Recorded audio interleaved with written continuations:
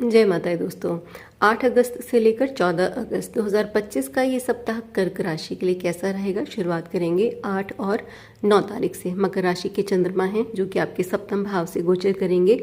अच्छी स्थितियां रहेंगी क्योंकि सप्तम भाव एक बहुत ही शुभ भाव है। ये विवाह का, रिश्तों को दर्शाता है। तो इस समय आपकी लव लाइफ बहुत अच्छी रहेगी, शानदार रहेगी। पति पत्नी एक दूसरे का साथ इंजॉय करेंगे, एक दूसरे को समझ पाएंगे। अगर कुछ पुराने लड़ाई झगड़े रहे हैं तो वो भी सुलझ जाएंगे।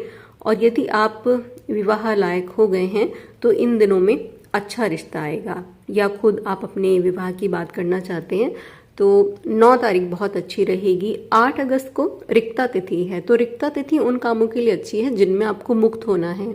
आपको घर खाली करना है, साफ सफाई करनी है घर की, या आपने मकान किराए पर दे रखा है उसको खाली कराना है। शरीर में किसी तरह का कोई फोड़ा फुंसी, सिस्ट वगैरह बन गई हैं, दांत उखाड़ना है, यानी हमेशा हमेशा के लिए उससे मुक्त होना है। तो ऐसी चीज़ें आप कर सकते हैं। रिश्तों में भी जिन रिश्तों से पीछा छुड़ाना हो, यानी ब्रेकअप के लिए 8 तारीख अच्छी है। 9 तारीख आप सारे शुभ काम कर सकते हैं। बहुत समय से आपके मन में किसी के लिए प्रेम है तो आप इस दिन प्रपोज करें, निश्चित ही आपका प्रेम स्वीकार होगा। ये बात विवाह तक जाएगी। और अपने परिवार से भी बात करते हैं अगर आप विवाह के लिए तो वो भी मान जाएंगे। अगर आप ऑलरेडी मैरिड हैं तो यहाँ कुछ तल्खियाँ रह सकती हैं आपकी माताजी के बीच में और आपके पार्टनर के बीच में, या आपकी माताजी को पैरों से संबंधित कोई परेशानी, घुटनों का दर्द, हड्डियों में दर्द, ऐसी चीज़ें दिख रही हैं। इस समय उन्हें खुश रखिए, उनका आशीर्वाद लीजिए। बहुत अच्छा रहेगा इस समय उनका आशीर्वाद लेना आपके लिए। यदि माता जी नहीं हैं आपकी तो भी उन्हें याद करिए। इस समय कुछ नए कॉन्टैक्ट बनेंगे, आपके वर्क प्लेस पर आपकी जीत रहेगी और आपका बिजनेस, खासकर अगर वो पार्टनरशिप में है तो बहुत ही अच्छा रहेगा। मालव्य योग भी बनेगा इस सप्ताह में, तो धन कहीं ना कहीं से आता दिख ही रहा है। स्टूडेंट्स के लिए भी काफ़ी अच्छा समय है। आप हर सब्जेक्ट को बहुत अच्छे से समझ पाएंगे और नई चीज़ों की तरफ बढ़ोगे, नई जॉब के बारे में सोचोगे। अच्छे मौके भी मिलेंगे आपको जीवन में कुछ नया करने के लिए। पैसा कमाने के लिए समय अगर आप किसी भी तरह की इलीगल चीज़ों का इस्तेमाल करते हैं तो थोड़ी परेशानियां होंगी। बाकी जो कोर्ट कचहरी के केस हैं या कुछ लीगल मैटर्स हैं वो आपके फेवर में हैं। 8 तारीख की लीगल मैटर्स के लिए भी अच्छी रहेगी क्योंकि वहाँ भी आपको दुश्मन से, कर्ज से मुक्ति चाहिए। सफ़ेद और मीठी चीज़ों का दान करें तो समय में और भी ज़्यादा शुभता रहेगी। बाकी समय आपके लिए हर तरह से काफ़ी लकी रहेगा। कुछ गहरे रंग के कपड़े पहनेंगे तो भाग्य का और भी साथ बढ़ेगा। बात करें 10, 11 और 12 तारीख, तो यहाँ कुंभ राशि के चंद्रमा हैं और ये गोचर कर रहे हैं आपके अष्टम भाव से। अष्टम भाव एक रहस्य का भाव है। कभी बहुत खुशी, कभी बहुत दुख, कभी अचानक से मुनाफा, कभी अचानक से नुकसान। ये जो भाव है ये रिसर्च को दर्शाता है, ये विदेशों से भी आपको जोड़ सकता है। तो जिन भी लोगों का काम इंपोर्ट एक्सपोर्ट से जुड़ा हुआ है, किसी भी तरह विदेशों से जुड़ा हुआ है, योग मेडिटेशन के काम में आप हैं, या बहुत एनर्जी वाले कामों में है, और खासकर रिसर्च जहाँ भी कुछ नया खोज कर लाना है, ऐसे कामों में है तो बहुत ही शानदार ये समय रहेगा। एक बड़ी तरक्की का ये समय दिखेगा। पैसा भी आपको इस समय मिलेगा इन्हीं कामों से संबंधित। बाकी चीज़ों में यहाँ दिक्कतें रहेंगी क्योंकि अष्टम भाव क्या है, रहस्य, और चंद्रमा एक सौम्य ग्रह हैं तो यहाँ चंद्रमा बहुत ही परेशानी महसूस करते हैं। तो आपका जुड़ाव भी इस समय थोड़ी मिस्टीरियस चीज़ों से रहेगा, जैसे ओकल्ट की जो भी चीज़ें हैं, ज्योतिष में आपका विश्वास बढ़ेगा। कुछ जादू टोने जैसी चीज़ों की तरफ आप जा सकते हैं तो इनसे बचिएगा। बाकी हर चीज़ की खोज करना, जैसे जो फॉरेंसिक साइंस से लोग जुड़े हुए हैं, आपको इस समय बड़ी तरक्की मिल सकती है क्योंकि यहाँ तह तक जाकर कुछ निकाल कर लाना है, एक सच्चाई निकाल कर लानी है। और एक ओवर थिंकिंग भी रहेगी। आप बहुत ज़्यादा सोचोगे कि आखिर क्यों हो आप इस दुनिया में, आपके जीवन का मकसद क्या है, अब लाइफ में क्या कुछ चेंज करना है। तो ऐसे बहुत से पॉजिटिव नेगेटिव थॉट आते रहेंगे।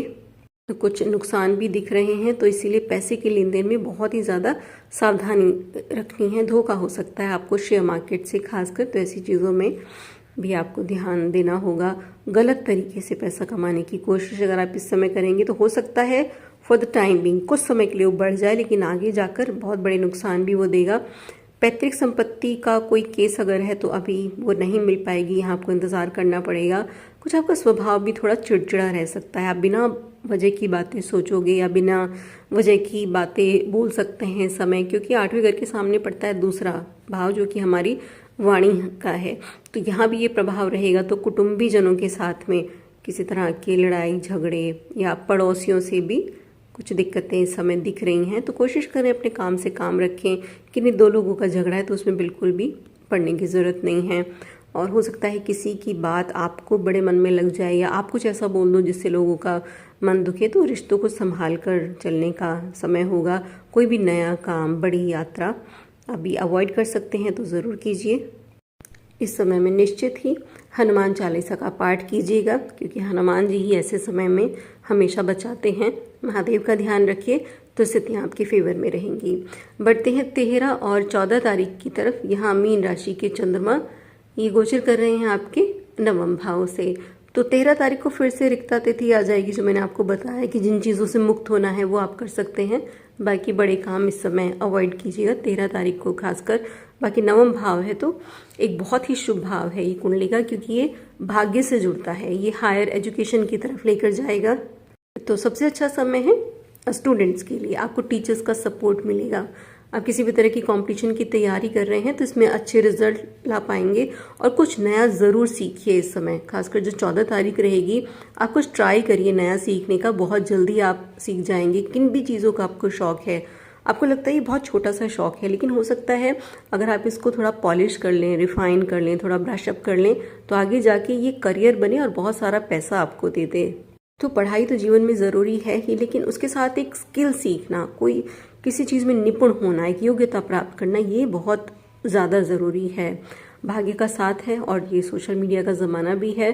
तो अपने काम जो हैं वो लोगों को दिखाइए, अपनी चीज़ों को कंप्लीट कीजिए, अपने हुनर को निखारिए, पेंडिंग कामों को पूरा कीजिए। किसी धार्मिक यात्रा पर जाने के योग बन रहे हैं और इस समय आपको जाना भी चाहिए, क्योंकि नवम भाव ये धर्म का ही भाव है। एक तो धर्म के सनातन धर्म, ठीक है, भगवान से जुड़ना, ये सारी चीज़ें, और एक धर्म के सही रास्ते पर चलना, अपने काम को ईमानदारी से करना, जो भी हमारे नैतिक कर्तव्य हैं, बुजुर्गों की सेवा, पक्षियों के लिए मन में सहज भाव रखना या जानवरों को खाना खिलाना, ये जो सारी धर्म मतलब जहाँ अच्छे कर्म जुड़े हुए हैं, ऐसे कर्म करिए। परिवार के साथ घूमने फिरने का प्रोग्राम बनाएं और अच्छा रहेगा कि आपके लिए इस समय जो भी आप मेहनत करेंगे ना वो लोगों को नज़र आएंगी। आप काम थोड़ा करेंगे लेकिन वो बहुत बड़ा होकर लोगों को दिखेगा। जैसे अष्टम भाव है, आपने काम बहुत किया लेकिन दिखेगा बहुत थोड़ा। नवम में क्या है कि आप करेंगे थोड़ा, वो लोगों तक पहुंचेगा बहुत ज़्यादा। आपके रिलेशन बहुत अच्छे रहेंगे। तो हर रिश्ता इस समय सुलझा हुआ होगा, शुभता भी रहेगी रिश्तों में। चाहे आप हस्बैंड वाइफ हैं, प्रेमी प्रेमिका हैं, तो आप इंजॉय करेंगे एक दूसरे का साथ। हेल्थ भी अच्छी रहेगी, क्योंकि अष्टम भाव कुछ परेशानी देकर जाएगा। तो जैसे 14 तारीख आएगी तो निकल जाओगे इन सारी चीज़ों से। कोई पुराना रोग है, कोई समस्याएं हो गई थी, वो समाप्त हो जाएगा। तो स्टार्स बिल्कुल आपके फेवर में रहेंगे। किसी विशेष उपाय की आवश्यकता तो नहीं है, लेकिन फिर भी महादेव का ध्यान, भोलेनाथ का ध्यान, ये हमेशा ही आपके लिए आवश्यक है। कर्क राशि, क्योंकि चंद्रमा की राशि हैं आप और चंद्रमा विराजमान है स्वयं महादेव के मस्तक पर, तो उनकी आराधना करना ये हमेशा ही आपके भाग्य को बढ़ाएगा। तो ये जानकारी थी सप्ताह के बारे में। ईश्वर आपका दिन शुभ रखे, इसी मंगल कामना के साथ धन्यवाद। और आपको वीडियो अच्छी लगा करें तो प्लीज़ आप इसे लाइक ज़रूर करें। मुझ तक अपना प्यार पहुंचाने के लिए कमेंट बॉक्स में हर हर महादेव का एक जयकारा ज़रूर लगाया करें। धन्यवाद।